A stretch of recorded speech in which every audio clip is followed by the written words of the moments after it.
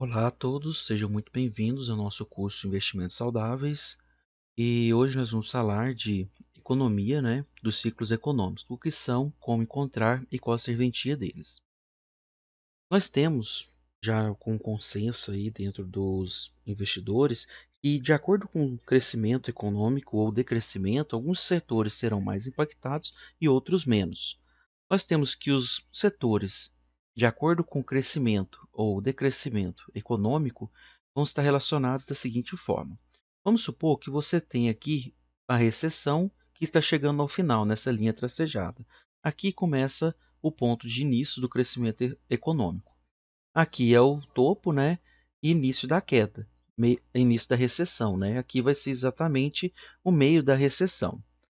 Quando nós pegamos e observamos, quando começa a acabar a recessão, nós temos que todos os juros estão baixos, né? Porque muito possivelmente a taxa Selic vai estar baixa, o governo vai estar estimulando o crescimento da economia e com isso nós temos que o setor financeiro e o setor de transporte ele começa a ficar mais ativo dentro da economia. Em seguida, nós temos que o setor de tecnologia, gerado aí pelos investimentos, ele pode começar a crescer. Isso daqui não é um padrão que vai acontecer sempre, não. Esse daqui, o setor de tecnologia pode ser um pouco antes, um pouco depois, porém, ele tende a, nesta fase, ser mais estimulado, de acordo com os estudos.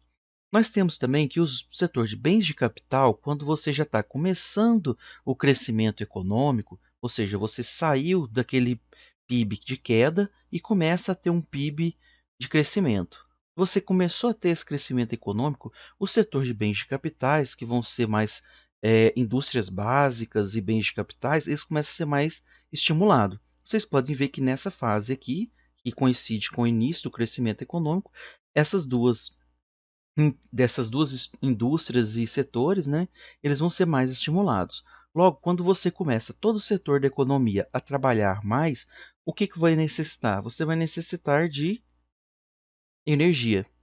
A energia, o setor de energia começa a ser mais cobrado e entra mais em ação.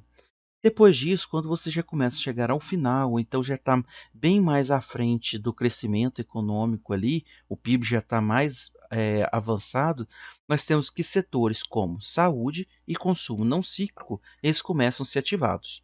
Isso aqui não significa que está chegando ao fim do crescimento econômico, significa que depois que passou pelo crescimento econômico já e todos os setores já estão trabalhando bem, você tem que as pessoas começam a comprar mais imóveis, fazer planos de saúde, a economia começa a trabalhar melhor.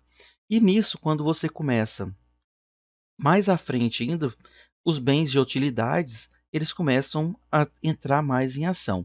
Isso aí necessitaria de ter realmente uma economia mais pujante, né, para a pessoa começar a gastar mais à vontade. Daí você começa, quando você chega no final, você começa a retornar o mesmo ciclo anterior, né? Que você vai ter por isso que o nome é cíclico, né? Porque ele vai tender a se repetir.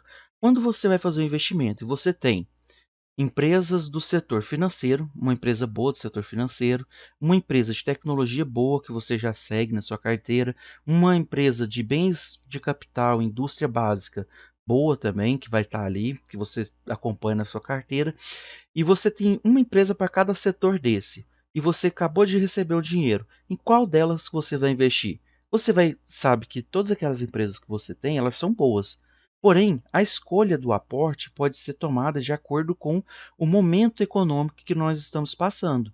Se você está acabando de sair de uma recessão, é interessante você estar investindo nesses setores mais do início. Se você já está no meio de um PIB crescente aí, de um bull market, né, você é mais interessante estar investindo nas empresas mais do final, por causa do momento que está passando a economia. E se você já tem uma economia que já está forte, já está vindo de muito tempo de crescimento, você tem que os setores de utilidade, setores de saúde, consumo não cíclico, como construção civil, eh, setores de energia, esses setores vão estar mais atuantes, vão estar crescendo mais. Ou seja, é uma forma de você encontrar como investir a partir dos ciclos econômicos. Porém, para isso, você precisa saber aonde você vai se encontrar no ciclo econômico. Então, nós necessitamos, né, de indicadores. Para isso, temos os indicadores de mercado, que nos auxiliam a construir uma perspectiva. Porém, você tem que sempre lembrar que o futuro é incerto e podemos, no máximo, criar perspectivas de cenário. Isso daí é um exemplo clássico, é o que aconteceu agora na pandemia.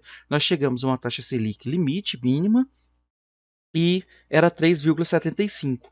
Não poderia diminuir mais. Porém, pela pandemia reduzir as atividades econômicas de uma forma drástica, houve a possibilidade de reduzir mais. Na realidade, não é possibilidade, houve a necessidade de reduzir mais a taxa Selic, para estimular cada vez mais o mercado e nós não entrarmos numa recessão forte. Então, nós podemos ter uma ideia do que possa acontecer e nos expor menos ao risco. Mas o risco de mercado, a gente sempre vai estar exposto. Isso não quer dizer que as empresas que você investiu, por elas serem boas, elas vão passar agora a ser ruim. Agora elas vão continuar sendo boas, mas empresas boas passando por um momento de crise. Então, os indicadores, né? Os indicadores vão ser baseados em três tipos principais, que são os indicadores antecedentes, os indicadores coincidentes e atrasados. Esses indicadores vão servir para o seguinte fato: os antecedentes. Os antecedentes eles vão prever o que a economia tende a acontecer. Ou seja, se os indicadores antecedentes começarem a melhorar, significa que naturalmente a economia tende a melhorar no futuro. Ou seja, eles são preditores da economia, né? Só que preditores podem falhar também. A gente tem sempre que estar analisando todo o contexto. Os indicadores de antecedente composto da economia, calculado pela Faculdade Getúlio Vargas, é um indicador muito bom. O indicador de mercado, né, que é o Bovespa, o índice Bovespa, as licenças de construção e o fornecimento de dinheiro. Se os bancos e financeiras começam a emprestar mais dinheiro e as licenças de construção começam a sair mais, significa o início de possivelmente uma retomada econômica. Os indicadores coincidentes. Os indicadores coincidentes eles vão estar associados junto com o crescimento do produto interno bruto, do PIB. Ou seja, começou a melhorar realmente, efetivamente a economia, esses indicadores começam a melhorar também. Ou seja, eles são uma forma de reforçar se você estava certo quando você utilizou os indicadores antecedentes.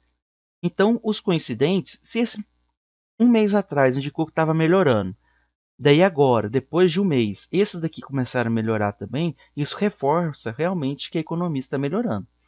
Os indicadores coincidentes composto da economia, que também é calculado pela Faculdade Getúlio Vargas, o produto interno bruto, as vendas do varejo. O produto interno bruto ele sempre vai sair uma prévia de perspectiva.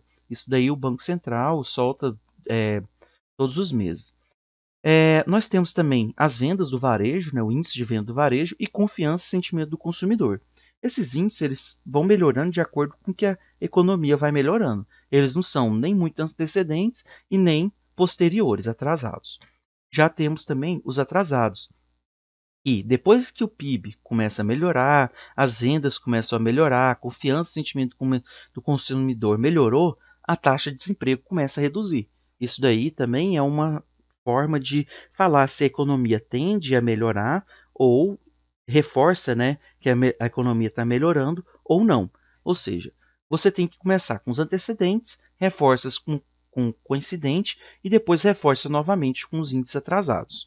Nisso daí fica o seguinte: se você está no final da recessão, nós temos que os antecedentes começam a melhorar, os coincidentes começam a se tornarem neutros ou darem leves indicativos de melhora e os atrasados continuam negativos.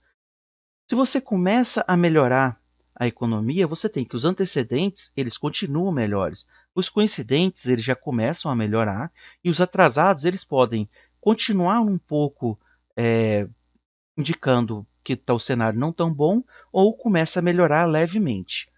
Já quando você está numa economia que está produzindo mais, já está tendo crescimento a partir de um certo tempo, você tem que os antecedentes ele começa a indicar uma possível reversão da economia. Os coincidentes continuam subindo e os atrasados falam que está tudo ok.